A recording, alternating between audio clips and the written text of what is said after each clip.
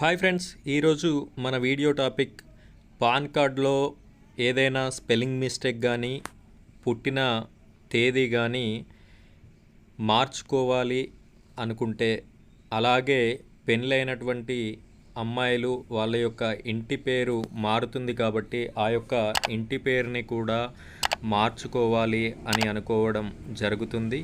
So అలా ఏ విధంగా మనం మార్చుకోగలుగుతాము అనే విషయం ఈ వీడియోలో పూర్తిగా ఎక్స్ప్లెయిన్ చేయడం జరిగింది. వీడియోని చివరి వరకు చూడండి. ఫ్రెండ్స్, మొదటిసారిగా మన ఛానల్ని చూస్తున్న వాళ్ళు సబ్స్క్రైబ్ చేసుకోండి.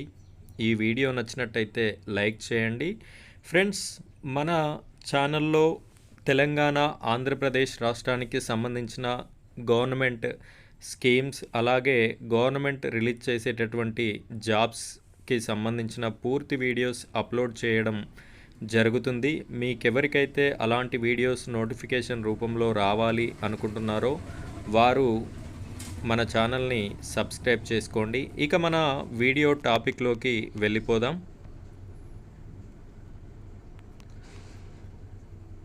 ఫ్రెండ్స్, మనకి చాలామంది అప్లై చేసుకునేటప్పుడు ఆధార్ కార్డులో ఉన్న విధంగా నేమ్స్ ఇవ్వకపోవడము, డిఫరెంట్గా ఇవ్వడము, మీరు కరెక్ట్గా ఇచ్చినా కూడా అప్లై చేసే అతను తప్పుగా ఎంటర్ చేయడము, ఇలాంటి మిస్టేక్స్ అనేది చాలామందికి జరుగుతూ ఉంటాయి.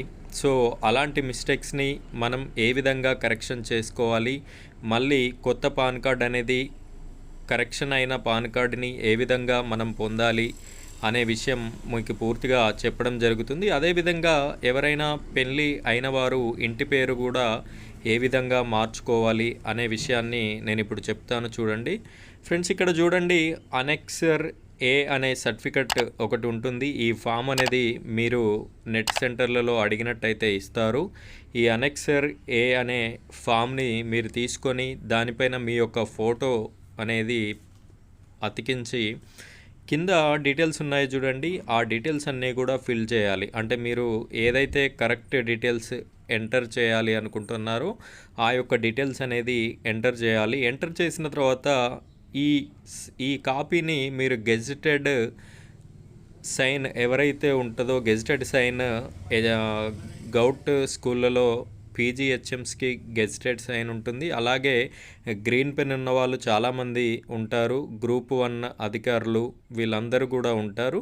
సో అందులో ఎవరినైనా ఒకరి చేత గెజిటెడ్ సైన్ అనేది పెట్టించి ఈ కాపీని తీసుకెళ్ళి మనకు పాన్ కార్డ్ సర్వీసెస్ సెంటర్స్లో ఇచ్చి మళ్ళీ అప్లై అనేది చేసుకోవాలి. ఇలా అప్లై చేసుకున్నట్టయితే మనకు మన పాన్ కార్డ్ అనేది 1 వీక్లో కరెక్షన్ అయిపోయి మనకి పోస్ట్లో 1 వీక్లో ఇంటికి రీచ్ అవ్వడం జరుగుతుంది.